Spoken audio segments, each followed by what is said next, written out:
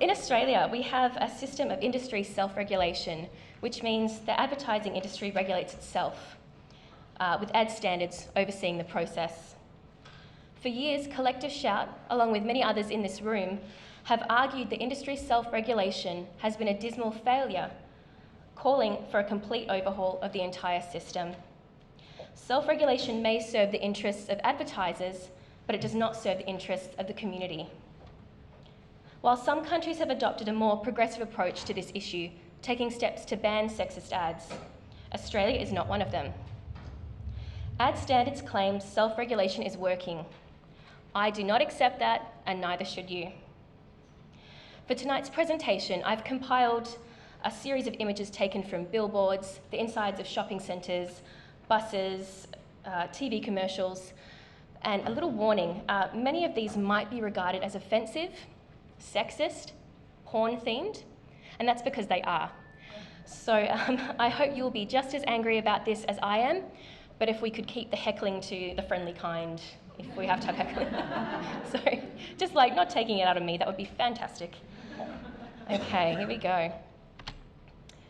This is what industry self-regulation looks like. The freedom of sex shops in major shopping centres to reduce women to a series of body parts.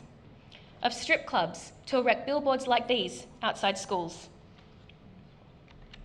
Of clothing brands to depict gang rape in the CBD to sell jeans.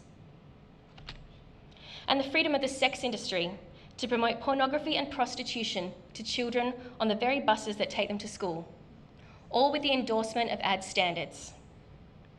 Advertisers are permitted to sexualise, objectify, humiliate and demean women with impunity, emboldened by a weak and ultimately unenforceable code of ethics.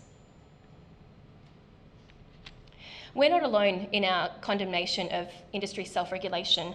We're joined with many other professionals and experts. In 2012, AMA President Dr. Steve Hambleton accused the advertising industry of targeting children, and he said, "These are highly sexualised ads that target children, and the advertising industry is getting away with it. The current self-regulatory approach through ad standards is failing to protect children." I'm just going to quickly walk you through the complaints process just so you can see how ridiculous it actually is. So the entire system, first of all, relies on members of the public lodging complaints. The burden is not on the industry or the regulatory body in charge of regulating the industry, but members of the public. There's no pre-vetting of advertisements. Most people don't know how to make a formal complaint, that there are avenues to do this, and if they do, they have to navigate a complicated, time-consuming process, and different processes for different mediums, one for online content, one for outdoor advertising, TV commercials. I'm confused. I've been working in this space for years, and I'm always asking Melinda, what do I do? Who do I complain to? From the very outset, ad standards also makes it quite difficult to lodge complaints.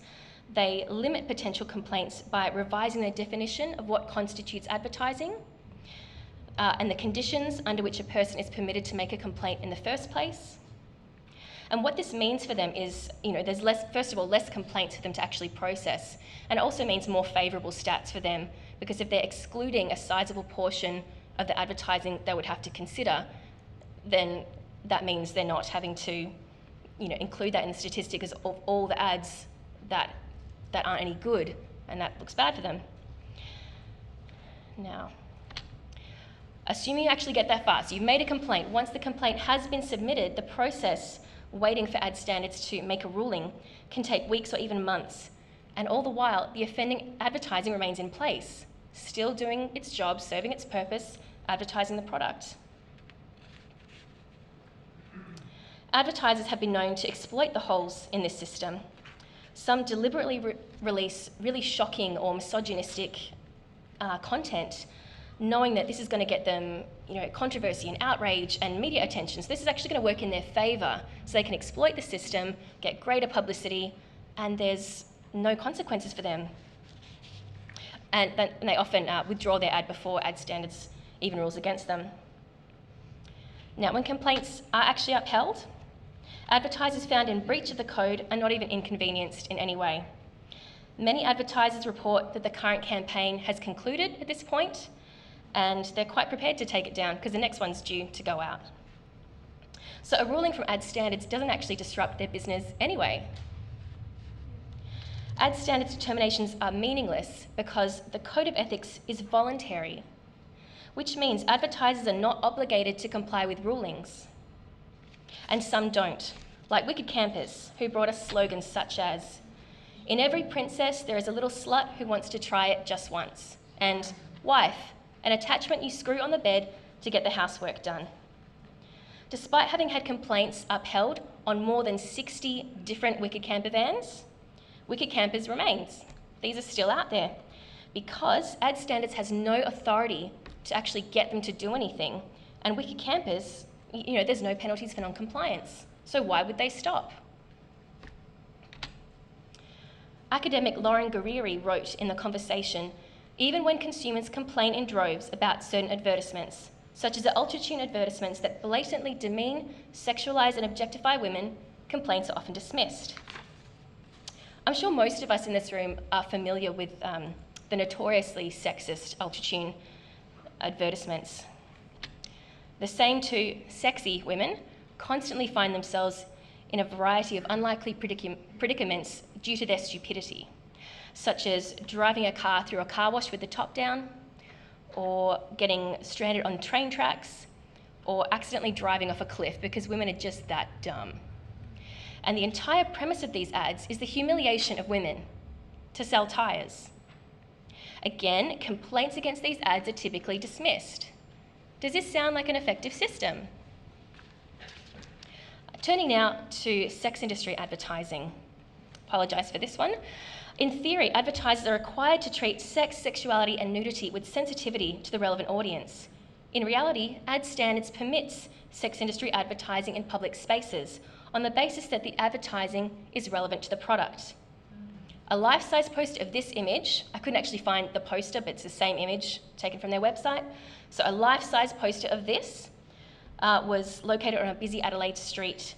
And here's what Ad Standards responded to complainants with. The board noted the complainant's concern that the advertisement depicts an image of an almost naked woman that focuses on her bottom and that this is not appropriate for outdoor display where children can view it. The majority of the board, however, noted that the advertisement is promoting a seductive competition between Australia's most desirable ladies and considered that the image is relevant to the advertised product. And this is a very common defence. The product, of course, being the bodies of women, made available for men's purchase and consumption. Last year, Ad Standards dismissed complaints over Sexpo ads featuring the URL to live-streamed porn and prostitution sites. And my colleague Melinda will be speaking about this a little later tonight. Now, when it comes to outdoor advertising, particularly mobile advertising, like a bus that moves around, the relevant audience is everyone. Parents might be able to turn off a TV, but you can't turn off a bus. And you can guess what Ad Standards said. They ruled these ads for live pornography and prostitution websites did not breach the code. A Collective Shout supporter shared her experience of coming across sex industry advertising while out with her 5-year-old son. She says, "Catching a tram in the city today and what should pull up but the tram emblazoned with ads for Sexpo. My son turns to me and asks, 'Mama, what's Sexpo?' While I am totally happy to explain the facts of life to my kids in a way sensitive to their development, when they are interested, I could not be more angry and disgusted that it was the sex industry who should be the first ones to put the word sex into my 5-year-old's mouth. And this is just the first of many times over the years that exploitative commercial interests will be protected over and above my son's right to develop a healthy sense of self and sex. The Ad Standards Board will dismiss my complaint. Our media and ad regulation system is scandalously, devastatingly broken. It breaks our children, it breaks our community, and today it has broken my heart." Ad Standards frequently dismisses complaints about sexualised advertising, arguing that the ad in question is only mildly sexualised and not inappropriate for viewing by a broad audience, including children. Here's a few examples of ad standards did not believe was sexualised. A billboard promoting BDSM-themed 50 Shades of Grey line of lingerie did not present strongly sexualised imagery. An ad for men's razors featuring a woman performing a striptease. Click here to see what happens next. Not sexualised, obviously. This billboard image, the photo from serial sexual predator Terry Richardson, which might not surprise some of you, not inappropriately sexual, so appropriately sexual.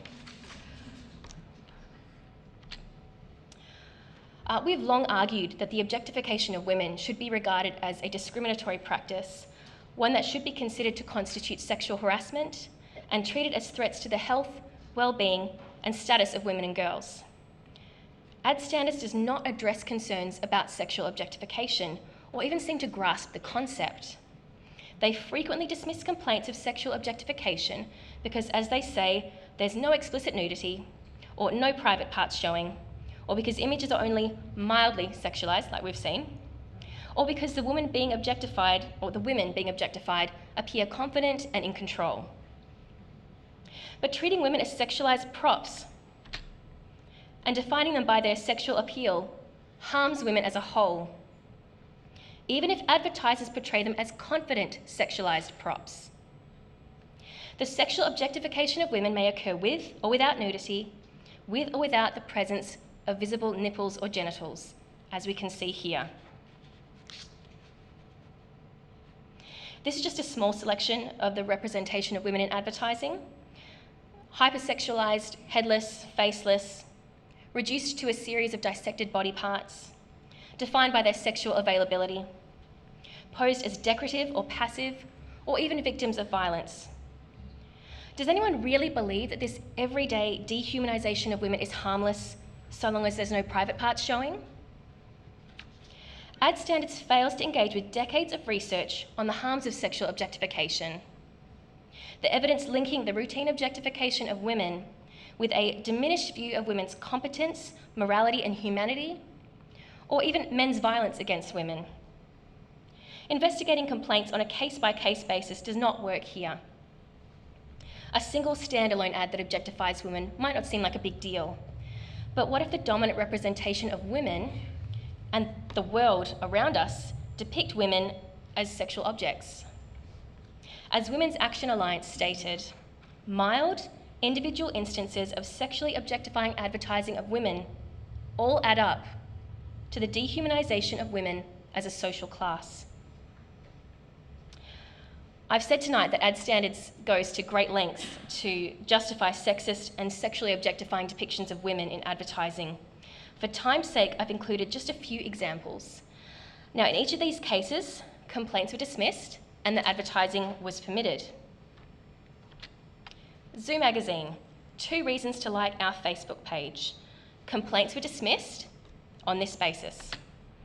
The board noted that the advertisement features a close-up image of a pair of breasts and considered that whilst the image is exploitative of a woman's body, it is in keeping with the content of Zoo Magazine. Green light from ad standards. Thank goodness for them, huh?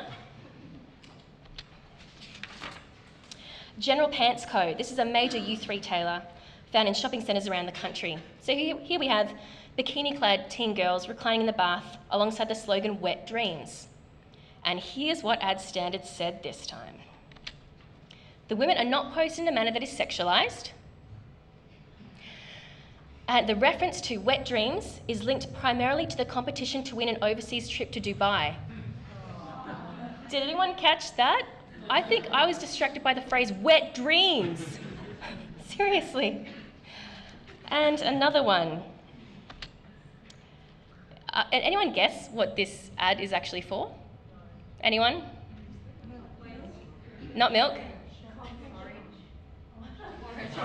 Oranges, what was that? Porridge. No. Should I just tell you? Oh, yeah. Someone knows this one. Coffee beans, obviously. Come on, guys. Okay, so we made a complaint against this one. Again, ad standards dismiss complaints, and here's their rationalisation. The headless woman is voluntarily pouring the milk over herself over herself, guys. Ad Standards claims self-regulation is working. I do not accept that. And like I've said, neither should you. Earlier this year, as a result of years of campaigning, the AANA Code of Ethics was updated. Previously, under Section 2.2 of the Code, advertisements were in breach if they were found to be both exploitative and degrading. It was okay to degrade women, and it was okay to exploit women, just not both.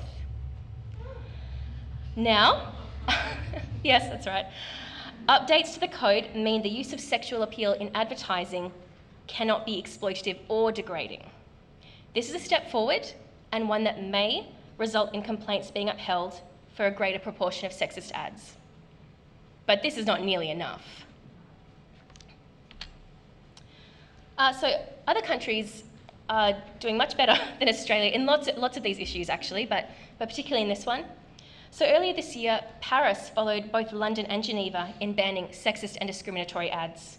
Ads including sexist stereotypes, degrading, dehumanising and offensive representations of women and men, or images that adversely affect human dignity will not be permitted. A city in Norway has also banned adverts featuring semi-naked women that could contribute to body image issues on young people. The state government in Berlin has moved to ban all sexist advertising on state-owned spaces, a move that I will add has been strongly opposed by the advertising industry.